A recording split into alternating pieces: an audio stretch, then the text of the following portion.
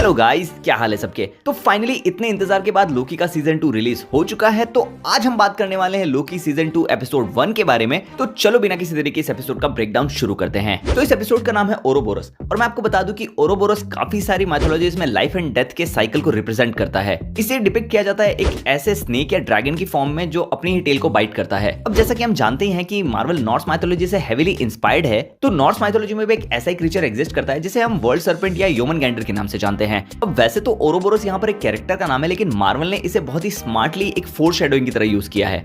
कैसे, वो मैं आपको आगे बताऊंगा। तो चलिए अब एपिसोड पर आते हैं। तो ये एपिसोड वहीं से स्टार्ट होता है जहां पर सीजन 1 एंड हुआ था। अब यहाँ पर हमें कैंग का स्टैचू नजर आता है, तो लोकी को लगता है कि सिल्वी ने ही हू रिमेन्स को मारकर पूरी टाइमलाइन ही चेंज कर दी है।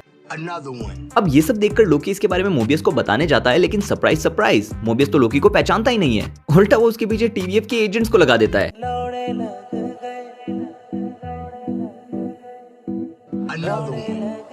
अब जैसे तैसे लोकी वहां से भागता है और बचते बचाते एक कार को टीवीए के मेन रूम में क्रैश करवा देता है, जिसकी वजह से टीवीए का ये मॉनिटर जमीन पर गिरकर उस पर एक क्रैक बना देता है। अब एक सेकंड के लिए तुम लोग इस क्रैक को याद रखना, हो सकता है यूपीएससी के एग्जाम में आ जाए, आई डोंट नो। बट लोकी यहाँ पर कैसे से मिलता है जो कि अगेन उसे नहीं पहचानता और गार्ड्स को बुला लेता है।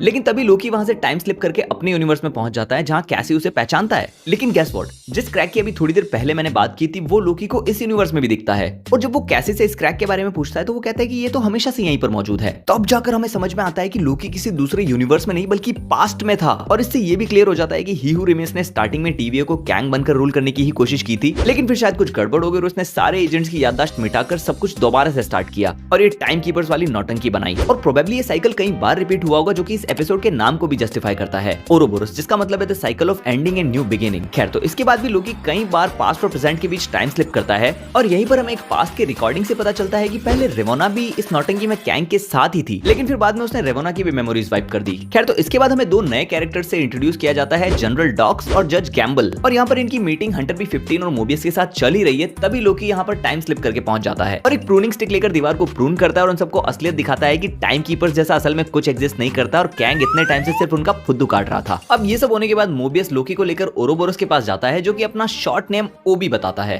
और यहाँ पर एक बहुत ही इंटरेस्टिंग कन्वर्सेशन टेक प्लेस करती है, क्योंकि लोकी टाइम स्लिप करके कभी पास्ट तो कभी प्रेजेंट में कंटिन्यूअसली जंप कर रहा है। इसकी वजह से जो सवाल मोबियस ओरोबोरस से प्रेजेंट में पूछ रहा है, उन्हीं के जवाब लोकी उसे पास्ट में दे रहा है और फिर उन्हीं जवाबों को ओरोबोरस प्रेजेंट में मोबियस के सामने रिपीट कर रहा है। तुम लोग सोच भी नहीं सकते ये कितना कंफ्यूजिंग है, क्योंकि ये लाइन रिकॉर्ड करते हुए मैं 3 बार कोमा में जाते जाते बचाऊं। एनीवेज, तो इस कन्वर्सेशन से हमें ये समझ में आ जाता है कि बाकी टीवी मेंबर्स की तरह ओरोबोरस की मेमोरीज नहीं मिटाई गई है, क्योंकि ओरोबोरस को अभी भी उस टाइमलाइन वाले इवेंट्स याद है जिसके बारे में सब भूल चुके हैं। और इसके साथ ही ये सीन एमसीयू के टाइम ट्रैवलिंग कांसेप्ट को हिला कर रख देता है, क्योंकि एंड गेम में हमें बताया गया था कि अगर आप अपने पास्ट में कुछ चेंजेस करते हो तो उससे आपका फ्यूचर चेंज नहीं होगा, बल्कि उससे एक नई टाइमलाइन बन जाएगी। लेकिन इस सीन में हम क्लियरली देख सकते हैं कि जब लोकी पास्ट में कुछ चेंज कर रहा है तो उसका इफेक्ट फ्यूचर पर भी पड़ रहा है। अच्छा, और बेंगो बाबा ये सब देखने के लिए आज इस दुनिया में नहीं है। वेल, तो इसके बाद ओरोबोरस उन दोनों को इस टाइम स्लिपिंग वाली बीमारी का इलाज बताते हुए कहता है कि उन्हें लोकी को टाइम स्ट्रीम से खींचकर बाहर निकालना पड़ेगा, जिसके लिए उन्हें उसे प्रून करना होगा, जिससे वो टाइम स्ट्रीम से फ्री हो जाएगा और उसी टाइम पर मोबियस को उसे टेम्पोरल लूम से बाहर खींचना होगा। और अगर उन्होंने ये सब सही टाइम पर नहीं किया तो लोकी स्पेगेटी बनकर पूरी टाइमलाइंस में बिखर जाएगा और मोबियस की चमड़ी उतर जाएगी। एंड ओ बॉय, ये बात मोबियस को बिल्कुल पसंद नहीं आती। वेल, अब अगर मैं टेम्पोरल लूम को एक्सप्लेन करूं तो ये एक ऐसी मशीन है जो मल्टीपल टाइमलाइंस को एक धागे की तरह बाइंड करके सीक्रेट टाइमलाइन बनाती है। लेकिन क्योंकि अब टाइमलाइंस बहुत ही ज्यादा हो चुकी है तो इसके मोल्ड में उतनी जगह नहीं है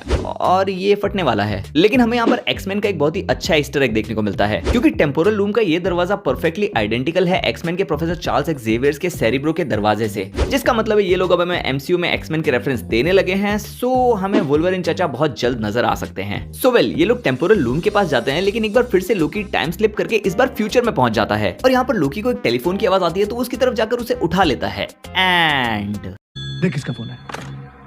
हेलो एल्विस भाई, कोई चमन झिंगा का फोन है। रख रख तेरी माँ की रख।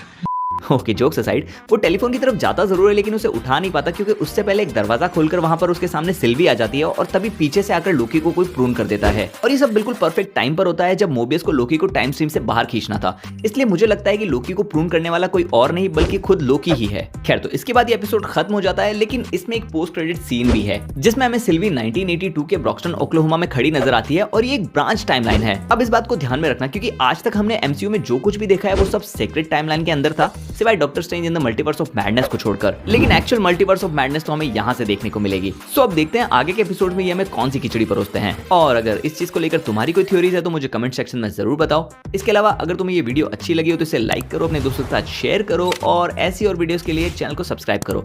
अब मैं तुमसे मिलता हूँ अगली वीडियो में, तब तक के लिए बाय।